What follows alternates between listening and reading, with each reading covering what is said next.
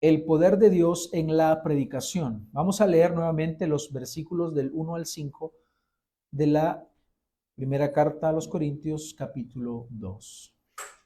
Dice la palabra de Dios: por eso, cuando fui a ustedes, hermanos, proclamándoles el testimonio de Dios, no fui con superioridad de palabra o de sabiduría, porque nada me propuse saber entre ustedes, excepto a Jesucristo y este crucificado. Estuve entre ustedes con debilidad y con temor y mucho temblor. Y mi mensaje y mi predicación no fueron con palabras persuasivas de sabiduría, sino con demostración del Espíritu y de poder, para que la fe de ustedes no descanse en la sabiduría de los hombres, sino en el poder de Dios. Bien, hermanos, la semana pasada ya iniciamos este sermón que nos habla acerca del poder de Dios en la predicación, y habíamos visto, inicialmente, qué no es la predicación, porque justamente así empieza el apóstol. Dice, no fui con superioridad de palabras, de sabiduría. Luego vimos qué es la predicación y ahora vamos a ver el mensaje de la predicación o el mensaje de la predicación verdadera. Recordemos, y como siempre lo digo en esta serie, no tenemos que olvidar el problema que se está resolviendo. Y decíamos que había división, decíamos que hay orgullo. Y ahora vamos a ver otro de los antídotos que ayuda a que una iglesia camine en unidad, que una iglesia permanezca, que una iglesia sea fortalecida. Y la unidad es de acuerdo a la palabra de Dios. Así que uno de estos antídotos es justamente la predicación. Por eso es que Él llega y les dice, yo he venido a ustedes no con palabras persuasivas, no con sabiduría humana. Cuando dice con sabiduría se refiere a esa sabiduría humana o palabras de sabiduría. Así que Él ha venido con el poder de Dios que es transmitido a través de la palabra de Dios. Y es que por eso Él dice, porque nada me propuse saber entre ustedes excepto a Jesucristo y este crucificado. Hoy vamos a ver entonces el contenido del mensaje. Y la predicación impregnada del poder de Dios tiene un tema principal. Ese tema principal, según vemos que Pablo dice, es Jesucristo y este crucificado. Es una manera de hablar acerca del Evangelio, porque en el Evangelio es donde se nos habla de Cristo y que Él fue crucificado, que Él murió y que Él resucitó al tercer día. Esto no significa, por ejemplo, que no se hable de la resurrección o que el nacimiento de Cristo, su encarnación, no sea importante. Él nos está diciendo que el tema principal de su predicación es el Evangelio. Y la gran pregunta entonces ¿es este tema importante y relevante también para la predicación de hoy? La respuesta es no. Muchos púlpitos de hoy, mejor dicho, escenarios, porque hoy en las iglesias ya no hay púlpitos, sino que hay escenarios en las comunidades cristianas, en muchos lugares, y obviamente no podemos generalizar, pero sí en muchos lugares, se ha abandonado la predicación del Evangelio porque realmente para el mundo actual el Evangelio no vende, el Evangelio no es mercadeable, el Evangelio no genera ganancias. Muchas veces en algunos lugares ya no se habla de pecado, no se habla de la ira de Dios, no se habla de la justicia de Dios, no se habla de la santidad de Dios, no se habla del arrepentimiento. Hablar del juicio final es un tema muy fuerte. Muchas personas dicen, bueno, algunos predicadores dicen, la gente viene estresada, ¿para qué les vamos a hablar del juicio de Dios? Se van a estresar más. Cuando realmente todo esto era el tema principal del mensaje apostólico. Por lo tanto, es necesario, hermanos, que aprovechando estos que estamos tocando estos temas, debemos hacer una advertencia tanto al pueblo de Dios como a los predicadores. Este mensaje que hoy se promueve en muchos lugares está mutilado, puede estar pervertido, y si está mutilado o si está pervertido y se predica como el mensaje del evangelio, pero no lo es, entonces ese mensaje no salva. Y lo que puede estar generando, y es ahí donde está el peligro, que un mensaje falso, un mensaje mutilado, no genera conversiones reales, sino falsas conversiones, falsos creyentes, personas que creen que han venido al Señor, pero realmente no han ido al Señor. Y podríamos decir que pudiesen estar creyendo en una distorsión o aún una caricatura llamada cristianismo, pero que realmente carece de Cristo. Así que todo predicador que oculta la verdad y que promueve un falso evangelio, que promueve el engaño, carga sobre sus hombros la culpa de ser un mercenario de Satanás, un mercenario del reino de las tinieblas, aunque se llame ungido, aunque se llame apóstol, aunque se llame profeta, aunque se llame siervo de Dios. Y esto es serio, hermanos, y es muy delicado, porque si una persona se para delante de un grupo y promueve un falso evangelio que no salva, todas esas personas que han creído ese falso evangelio no van a ser salvos, porque es una distorsión, por eso es grave, por eso es algo que tiene que tomarse con la total reverencia y solemnidad, y vamos a hablar de eso. Por eso se dice en Filipenses 3:18, porque muchos andan como les he dicho muchas veces, y ahora se los digo aún llorando, que son enemigos de la cruz de Cristo, cuyo fin es perdición, cuyo Dios es su apetito y cuya gloria está en su vergüenza, los cuales piensan solo en cosas terrenales. Hay que tener mucho cuidado, hermanos. Hay que tener mucho cuidado, porque el ministerio de la predicación demanda fidelidad y también demanda valentía en proclamar un mensaje que no es un mensaje propio. El predicador no predica su mensaje, sino que predica el mensaje de otro.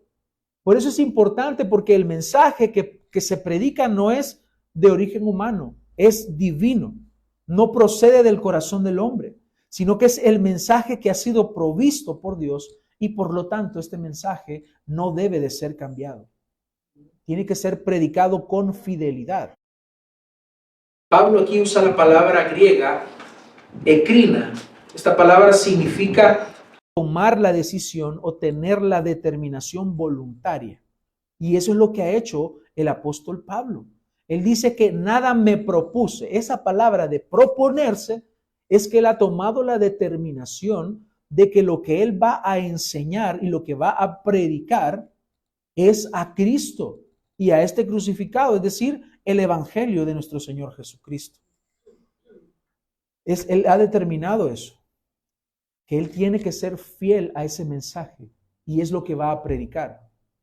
Él no predica a un sabio, él no predica a un mártir, él no predica a un profeta, él no predica a un iluminado. Él predica a Jesucristo y este crucificado.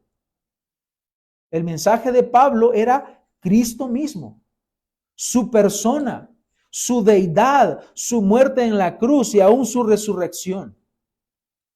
Si había un tema entonces de especial interés e importancia para Pablo, era Cristo y su sacrificio. Ahora, ¿por qué es importante, hermanos? Y ahora vamos a ver algunos textos, vamos a ver muchos textos hoy, porque quiero que quede claro, hermanos, por qué el evangelio es importante, es básico, es vital, es necesario que esté siempre en la predicación. ¿Por qué debemos de hablar de Cristo y este crucificado? ¿Por qué debemos hablar del evangelio? Veamos las razones. Número 1, porque la muerte de Jesucristo provee el perdón de los pecados. En 1 de Pedro 2:24 dice, Él mismo llevó nuestros pecados en su cuerpo sobre la cruz. Ahí está el crucificado. Ahí está Cristo. A fin de que muramos al pecado y vivamos a la justicia, porque por sus heridas fueron ustedes sanados. Hermanos, lo que importa realmente es que las almas se salven. Lo que importa realmente es que las vidas sean transformadas. El interés de un predicador no debe de ser entretener. No debe de ser caerle bien a la gente para que lo vean como un modelo a él. No. Todo predicador debe de dirigir la mirada de la gente hacia Cristo. Véanlo a Él, porque es Él el único Salvador. En segundo lugar, su muerte nos hace aceptos y nos reconcilia con Dios. En Efesios 1:7 leemos: en Él tenemos redención mediante su sangre, el perdón de nuestros pecados según las riquezas de su gracia. Hay redención mediante su sangre, esa sangre que fue derramada en la cruz. Colosenses 1:20 nos dice al respecto: y por medio de él reconciliar todas las cosas consigo, habiendo hecho la paz por medio de la sangre de su cruz, por medio de él. Repito, ya sean las que están en la tierra o las que están en los cielos. Hemos sido reconciliados con Dios, porque en otro tiempo usted y yo, ¿qué éramos? Enemigos de Dios. Por eso es que en Romanos capítulo 5, versículo 1 nos dice: justificados pues por la fe tenemos paz para con Dios. Esa paz no es una paz interna. Esa paz no es la paz que promueven en las terapias psicológicas. Para que usted tenga una paz interior. No, es una paz para con Dios. ¿Por qué se hace esa paz? Porque éramos enemigos de Dios. Pero habiendo sido justificados, ya no hay enemistad con Dios. Hay paz. En tercer lugar, porque su muerte también logra nuestra justificación, de lo que estábamos hablando ahorita. Romanos 5:9 dice: entonces mucho más, habiendo sido ahora justificados por su sangre, seremos salvos de la ira de Dios por medio de él. Somos justificados por su sangre, esa sangre que fue derramada en la cruz. Pero no solo eso, sino que su muerte también nos redime de nuestros pecados y de la condenación eterna. Colosenses 1:14 dice: en quien tenemos redención, el perdón de los pecados. En Cristo tenemos redención. Hebreos 9:12 nos dice que Él entró al lugar santísimo una vez para siempre, no por medio de la sangre de machos cabríos y de becerros, sino por medio de su propia sangre, obteniendo algo precioso para nosotros, y es redención eterna. Pero aún hay más, hermanos. Su muerte también destruyó al que tenía el imperio de la muerte. En Hebreos 2:14 nos dice: así que por cuanto los hijos participan de carne y sangre, también Jesús participó de lo mismo. ¿Para qué?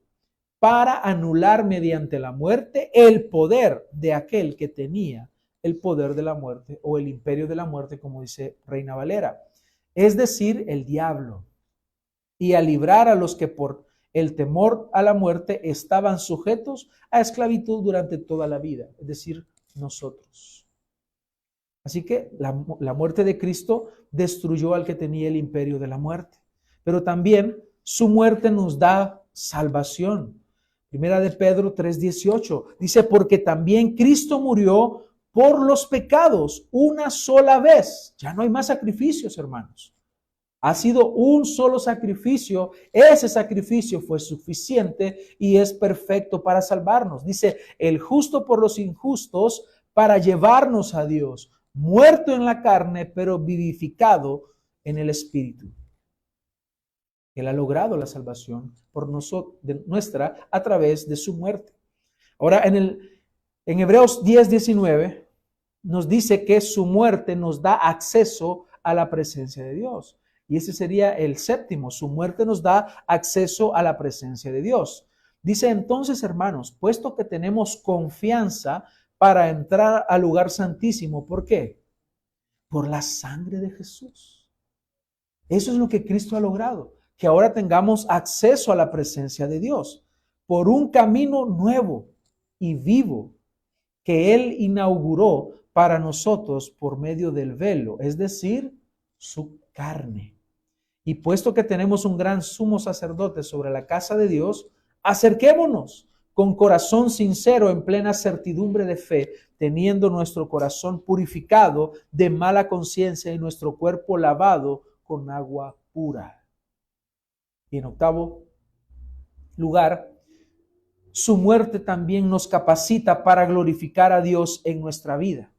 Dice Primera de Pedro 2:24, Él mismo llevó nuestros pecados en su cuerpo sobre la cruz, a fin de que muramos al pecado y vivamos a la justicia, porque por sus heridas fueron ustedes sanados. Es decir, que gracias a la muerte de Cristo tenemos ahora una capacidad, y esta capacidad es provista por el Espíritu Santo, para que muramos al pecado y vivamos a la justicia.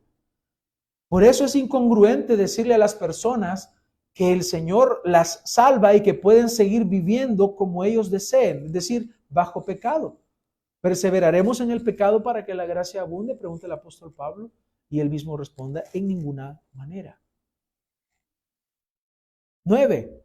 Él con su muerte, ¿qué logró? Logró comprar a la iglesia.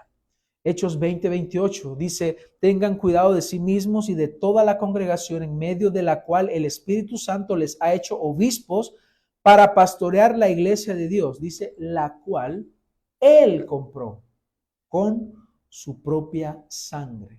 Entonces, con su sangre, Él compró a la iglesia. Y por último lugar, quiero mencionar que su muerte le dio el derecho de ser el Cristo, el Mesías, el ungido de Dios. Eso significa el Cristo. Filipenses 2:8 dice, y hallándose en forma de hombre, se humilló él mismo, haciéndose obediente hasta la muerte y muerte de cruz.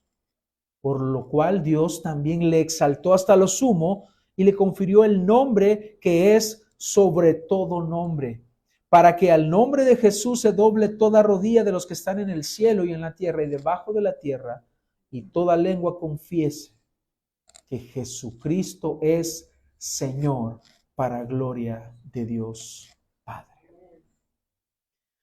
Ahora, en toda esta lista de textos queda claro, hermanos, la importancia del mensaje del Evangelio. Por eso es importante. Porque un mensaje motivacional no salva. Porque tú puedes creer que eres un campeón, pero eso es para esta vida. Y como campeón puedes irte al infierno. Por eso esos mensajes motivacionales no salvan, no transforman. Pueden hacer que una persona se sienta bien, pueden hacer que una persona pueda verse a sí misma distinta y pueda echarle ganas a la vida y pueda ir a trabajar con gusto, pero realmente ¿es salva esta persona? Solamente el mensaje del Evangelio es el único que puede salvar. Es evidente entonces la importancia del mensaje que somos llamados a predicar. ¿Por qué? Porque, hermanos, es la eternidad lo que está en juego. No hemos creído solo para esta vida, como leíamos hoy en la mañana. Si no fuéramos los más dignos de conmiseración, dice el apóstol Pablo. Porque un día usted morirá. Hebreos 9:27, y de manera que esté establecido a los hombres que mueran una vez y luego de esto el juicio. Nos habremos de enfrentar a ese juicio. Por eso es que este mensaje tiene que predicarse al menos de tres formas o sentidos. Es decir, esto tiene que estar implícito en el mensaje. Número 1, solemnidad. Número 2, compasión. Y número 3, urgencia. 3 maneras, pero cuando digo 3 maneras o 3 formas, no es que son excluyentes. Es decir, que si tengo solemnidad no voy a tener compasión y urgencia, sino que tres formas que ambas están en el mensaje o deberían estar en el mensaje y en la predicación del Evangelio. ¿Por qué hablo de solemnidad? En primer lugar, la solemnidad, y quiero que veamos Hechos capítulo 2, versículo 40. Dice, y Pedro con muchas palabras testificaba solemnemente. Él testificaba solemnemente. ¿Por qué yo lo tendría que hacer yo como predicador del Evangelio distinto? ¿Qué sería lo contrario a la solemnidad? Irreverencia podría ser. Pero él testificaba solemnemente y les exhortaba diciendo, sean salvos de esta perversa generación. Pero aún el apóstol Pablo, en Hechos 20, 24, pero en ninguna manera estimo mi vida como valiosa para mí mismo, a fin de terminar la carrera y el ministerio que recibí del Señor Jesús. Y aquí está la parte que quiero que podamos ver. Dice, para dar testimonio solemnemente del Evangelio de la gracia de Dios. ¿Hay solemnidad en la predicación hoy en día?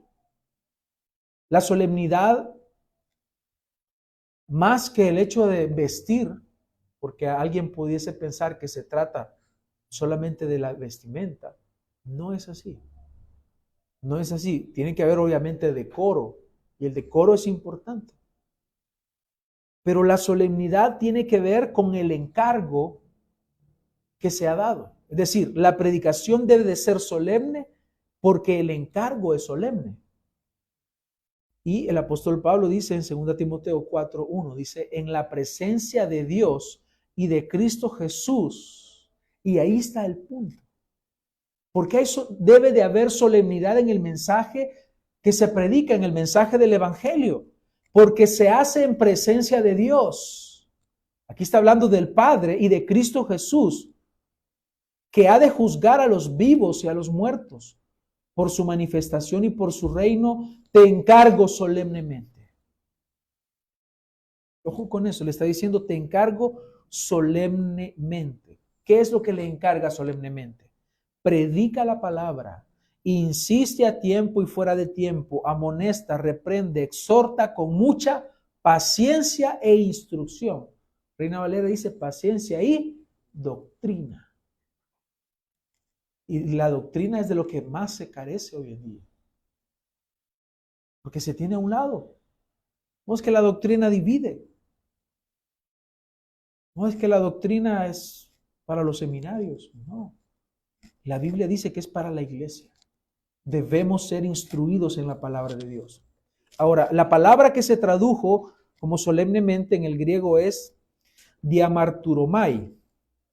Esta palabra se usa para los que atestiguan, se usaba para los que atestiguan ante una autoridad superior. ¿Para qué? Para garantizar que el testimonio es verdadero. Así como cuando se juramenta a un presidente, a un funcionario, a un ministro, debe de ser solemne. Y esa palabra, solemnidad, significa que es dar testimonio ante una autoridad superior. Por eso es que el apóstol Pablo dice, en la presencia de Dios y de Cristo Jesús. Por eso el llamado para los predicadores es solemne. El ministerio de la predicación no es para enriquecerme, no es para crear una fama para mí. El ministerio de la predicación no es para contar chistes, no es para entretener.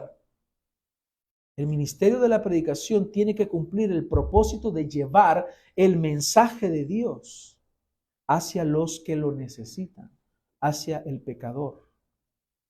Por eso no nos paramos en el púlpito para entretener, para hacer reír, para hacer sentir bien a las personas emocionalmente. Nuestro trabajo es proclamar la verdad de Dios. Por eso, iglesia, y a los hermanos que nos ven o personas que ven este video, esta transmisión, si su pastor es fiel en la predicación de la verdad de Dios, dé gracias a Dios y permanezca ahí y reciba el alimento de Dios.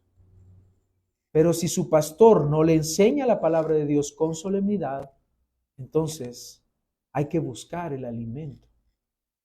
Porque da mucha tristeza que muchas personas hoy en día no están siendo alimentadas con la palabra de Dios. Lo único que alimenta, lo único que transforma, lo único que edifica, lo único que salva es el mensaje de Dios, es la palabra de Dios, es lo que Dios ha bendecido. No las anécdotas, no los chistes, no los cuentos, no las terapias, es la palabra de Dios, es lo que Dios ha bendecido. En segundo lugar, decíamos que tiene que ser la predicación con compasión. Mateo 9:36 nos dice, y viendo las multitudes, tuvo compasión de ellas. Él vio a una gran cantidad de personas. ¿Y qué tuvo? Compasión o misericordia. ¿Por qué? Porque estaban angustiadas, estaban abatidas como ovejas que no tienen pastor, como andan muchos. Estos angustiados son aquellos que buscan medios para salvarse. A ellos es lo que el Señor les dice, vengan a mí, los que están trabajados y cargados, y yo los haré descansar. Son aquellos que han probado con la religión, que han probado con las obras, que han hecho una y mil cosas y no son salvos. Saben ellos que no son salvos. ¿Por qué? Porque la única puerta y la única vía de acceso a la salvación es a través de Cristo Jesús. Él dijo, yo soy la puerta. Él dijo, yo soy el camino, la verdad y la vida. Y justamente por eso les dice a sus discípulos, estamos en el Mateo 9:37, dice, la cosecha es mucha, pero los obreros pocos. Por tanto, pidan al Señor de la cosecha que envíe obreros a su cosecha. Y la compasión entonces es una característica de la predicación fiel, de la predicación impregnada del poder de Dios. Se requiere de la compasión o de la misericordia para ser movidos a alimentar a las ovejas de Cristo e ir a buscar a las descarriadas. Por eso que si una persona no tiene compasión por las almas, mejor que se dedique a otra cosa. Si no tiene compasión por aquellas personas que han sido puestas ahí para que les predique, para que les enseñe, no va a poder ejercer el ministerio. Porque se necesita justamente de esta compasión que Cristo tenía. El ministerio pastoral y de la predicación, entonces, tiene su raíz en la compasión de Cristo. De esta manera, Jesús está alineado a la voluntad del Padre porque el Padre ha decidido salvar. Y Cristo va a salvar a aquellos que le han sido confiados por el Padre, de los cuales ninguno se perderá. Y estos, al ser salvos, tienen que ser alimentados como ovejas del redil de nuestro Señor. Por eso es que carecer de compasión lleva al ministro a imponer sus propios intereses personales por encima de los intereses del reino de Dios. Aquel que no tiene compasión no le importa si está engañando a las personas. Con tal de recibir el dinero, con tal de recibir las ofrendas, con tal de recibir la fama, con tal de tener el poder, no le importa que las personas estén hambrientas de la palabra de Dios. Son ministros que se han desvirtuado el ministerio, lo han tomado como fuente de ganancia deshonesta y podemos decir que muestran que se aman únicamente a ellos mismos. Aman el dinero y aman la gloria de este mundo, pero no aman a Dios ni su reino. Y en tercer lugar, tiene que ser este mensaje, el contenido, por lo que contiene la predicación verdadera, debe de ser predicado con urgencia. Predicar con urgencia es predicar dominado por la convicción de que el mañana no nos pertenece y que la muerte es una realidad inminente, es decir, que va a suceder. Y podemos poner como ilustración que de pronto usted nota que su vecino La casa de su vecino que está enfrente está ardiendo en llamas y usted sabe que sus vecinos están ahí. ¿Usted qué haría? ¿Se quedaría simplemente observando? ¿O tomaría una acción como llamar a los bomberos? ¿Buscar una manguera para poder regar con agua? Sin duda eso haríamos. Buscaríamos la forma porque es urgente apagar ese fuego. Es la misma urgencia la que debe de estar presente en la predicación. Porque resulta que las almas están bajo la ira de Dios. Y aunque no lo acepten y aunque no lo crean, un día morirán. Y si no se arrepienten, un día será demasiado tarde. Tal es el caso de Lucas 12:19, de aquella persona que había acumulado bienes. Y él en el versículo 19 dice, y diré a mi alma, alma, tienes muchos bienes depositados para muchos años. Descansa, come, bebe y diviértete. Así es como están muchos hoy en día. Descansa, relájate, come, bebe. Que tu corazón tome placer. Haz esto, haz lo otro. Y luego hay un pero muy grande. Versículo 20, pero Dios le dijo, necio. Esta misma noche te reclaman el alma y ahora, ¿para quién será lo que has provisto? No vivamos como necios. Y ese es el llamado que Dios hace a las personas a que vean que están actuando como necios. Aquellos que están alejados de Dios, aquellos que están viviendo para sí mismos, son necios porque un día habrán de morir. La gente suele decir, eso no me va a pasar a mí. ¿Se ha dado cuenta usted de eso? Mucha gente dice, eso no creo que me pase a mí. Yo he caído en ese error en algunas cosas de la vida. Yo he dicho, eso no creo que me pase a mí. Y me ha sucedido. Y la gente piensa que no solo al vecino. El vecino murió en un accidente porque iba alcoholizado. Y murió en un accidente. Pero eso no creo que me pase a mí. Necio. Esta misma noche te reclaman el alma. Así de inminente es la muerte. Así que la predicación urgente habla contra el pecado. La predicación urgente anuncia el juicio de Dios. La predicación urgente reclama obediencia total a la palabra del Señor.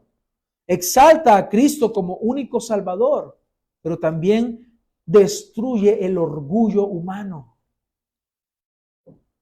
En cambio, una predicación relajada y sin urgencia, por definición, es terrenal y es cobarde, porque solo habla de cosas terrenales, pero no se pone a pensar en la urgencia de que un día la persona morirá y se habrá de enfrentar a un juicio delante de Dios. Una predicación relajada y sin urgencia también oculta la realidad del infierno y arraiga a este mundo la mente de los que escuchan el mensaje. Una cosa le interesa, que piense lo mejor de sí mismo para esta vida. Pero Cristo crucificado, hermanos, ese debe ser el tema de la predicación verdadera. Esa debe ser la base, el fundamento y el poder de nuestra predicación. Y como lo he dicho el domingo pasado, el poder de la predicación no está en el grito, no está en estar bailando delante de las demás, estar sudoroso y creer que qué poderosa la predicación, porque me gritaron. Eso no es el poder de Dios. El poder de Dios está en que Cristo sea exaltado, que el evangelio sea proclamado. Ahí está el poder de Dios. Y dentro de esto falta el otro elemento que es el predicador. Eso vamos a hablar el próximo domingo, si Dios lo permite.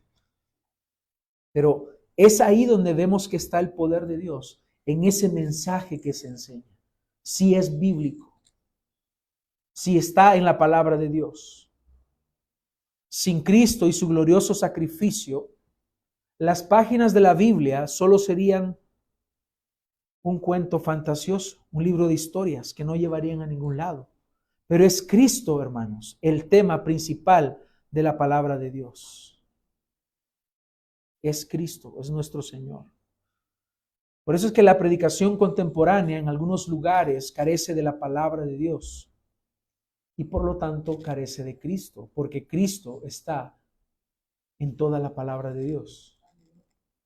Muchos predicadores no se conforman a la sana doctrina, sino que han dejado de creer que la Biblia es nuestra única regla de fe y práctica,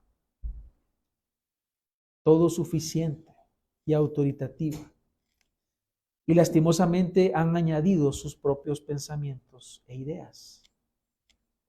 ¿Qué se dice hoy en día respecto a esto? Bueno, muchas personas dicen que la doctrina y la palabra de Dios es algo que debería, o la palabra de Dios cuando es muy fuerte, muy profunda, debería estar relegada a los seminarios. Algunas personas dicen, es que mucha Biblia aburre, es que se irá la gente, es que se van a enojar conmigo, dicen algunos predicadores. Ya no van a diezmar, ya no van a ofrendar, van a cargar con mucho estrés y no van a querer venir. Cuando justamente sería esa una necedad, porque lo que ellos necesitan, lo que usted necesita, lo que yo necesito, es la palabra de Dios. Y es su palabra lo que Dios ha bendecido, y no nuestra palabra, no nuestro mensaje. En Hechos 20:26 dice, por tanto les doy testimonio en este día de que soy inocente de la sangre de todos, pues no rehuí declararles todo el propósito de Dios o todo el consejo de Dios, que eso está revelado en la palabra de Dios.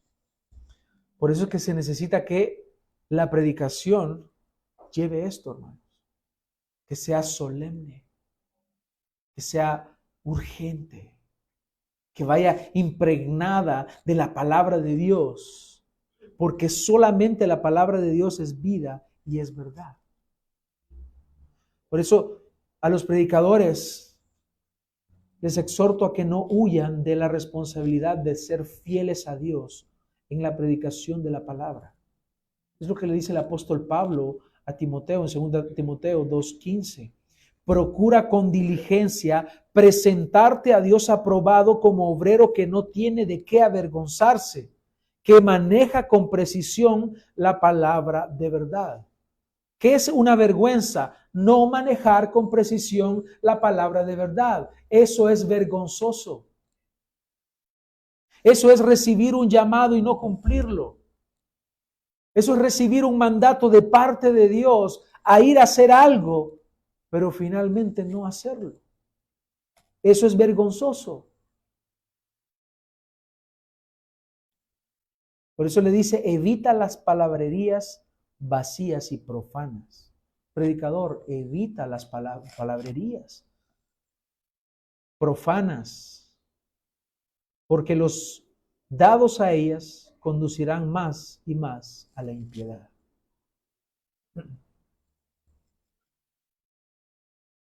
¿Cuánto se promueve hoy en día una predicación débil sin la palabra de Dios? ¿Y qué genera? Impiedad. Pastores adúlteros. Personas asistentes y miembros de las iglesias que también son adúlteros. Que también, al no hablárseles de santidad, también caen en grandes pecados. A no hablarles acerca de la piedad que Dios demanda de sus hijos, entonces caen en más impiedad. Es lo que está diciendo aquí. Por eso evita las palabras vacías y profanas, que no son santas, que no son las que yo he dado, está diciendo el Señor acá. Porque si no las evitas, entonces van a conducir a más y más a la impiedad. Y su palabra se extenderá como gangrena. Es decir, la palabra de aquellos que no están predicando el mensaje del Señor. Por eso que muchas iglesias en las cuales se oculta la verdad, y esto es lo que está diciendo el Señor acá, se les oculta la verdad, por lo tanto, va a ser evidente en sus vidas que hay carencia de la palabra de Dios. Porque hay lugares donde solo se abre la Biblia el día domingo, se lee un texto y luego el predicador empieza a decir cualquier cosa. Porque el hermano no lee la palabra en su casa. Porque el hermano no ora. Porque el hermano se empapa del mundo de lunes a sábado y el día domingo quiere aquietar su conciencia y por eso el día domingo va solamente para cumplir, como un checklist. Ya cumplí. Regreso a mi vida. Entonces Jesús no es tu Señor. Por eso, hermanos, ser fiel a Dios en el ministerio de la predicación realmente no será fácil. Ser fiel en el ministerio de la predicación significa ser aborrecido, pero ser amado por Dios. Significa que muchos se van a ir de la iglesia, pero estarás con una limpia conciencia delante de Dios. Serás desconocido, no tendrás fama. Generalmente, hay siervos de Dios fieles que pueden llegar a ser muy conocidos, pero no es la generalidad y no es lo que buscamos.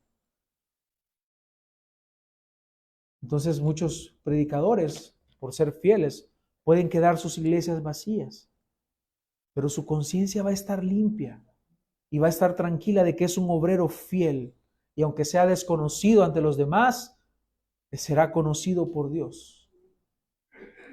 Ser fiel en el ministerio de la predicación significa soledad y en algunos casos persecución, pero tendrás la aprobación de aquel que te llamó y te salvó. Hermanos, quiero invitarles a que podamos apreciar, valorar la predicación fiel y bíblica. Y quiero concluir con unas aplicaciones de esta enseñanza, de esta segunda parte.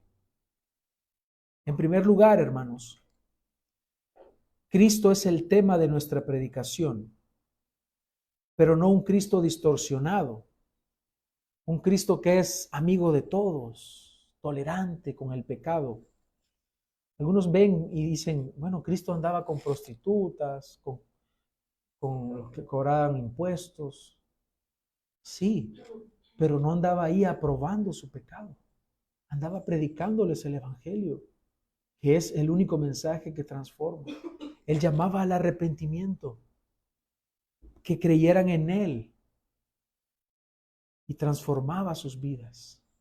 Por eso cuidado con el Cristo que estemos creyendo, no sea que estemos tolerando el pecado, no sea que estemos creyendo en un Cristo que no es el verdadero. En 2 Corintios 11:4 dice, porque si alguien viene y predica a otro Jesús, a quien no hemos predicado, o reciben un espíritu diferente que no han recibido, o aceptan un evangelio distinto que no han aceptado, bien lo toleran.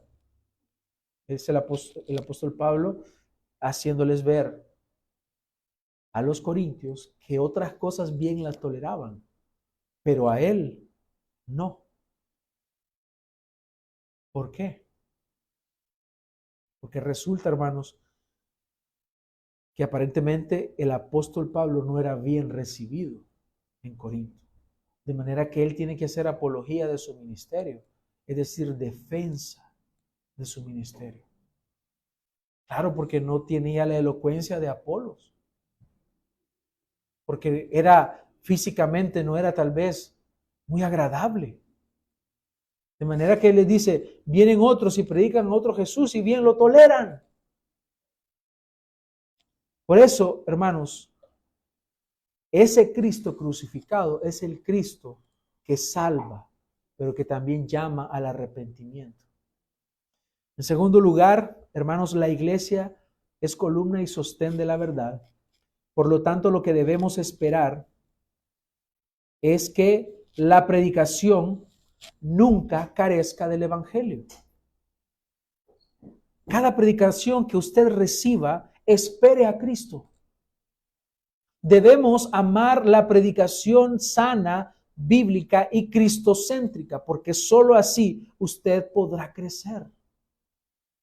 Porque justamente el poder de la predicación radica en que Cristo esté ahí.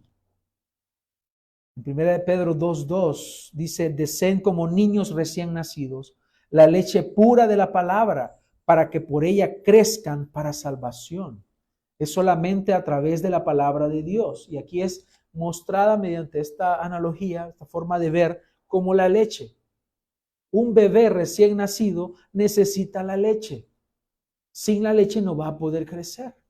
De la misma manera, nosotros en Cristo necesitamos esa leche que es la palabra de Dios. ¿Está Cristo entonces ahí?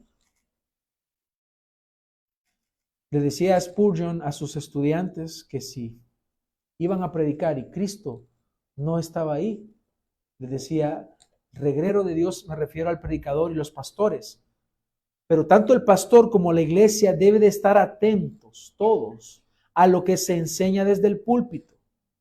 El pastor debe de ser vigilante de sí mismo y debe de vigilar al rebaño, pero de igual manera el pastor debe estar vigilando junto a la iglesia que la predicación sea bíblica, sea sana, sea cristocéntrica. En cuarto lugar, la predicación debe ser solemne, compasiva y urgente. La iglesia no debe de demandar menos que eso. Debe de ser solemne, compasiva y urgente, de acuerdo al mensaje que se predica y la encomienda que ha sido dada por Dios. En quinto lugar, y su mente en cada predicación. Por eso ora antes de venir. Pide a Dios que tu corazón esté dispuesto a recibir el mensaje. No vengas sin haber pedido a Dios que te hable, que te anime, que te instruya, que te confronte con su palabra, porque es por tu bien. Así que ora por tu pastor. Y por último, honra la predicación poniéndola por obra.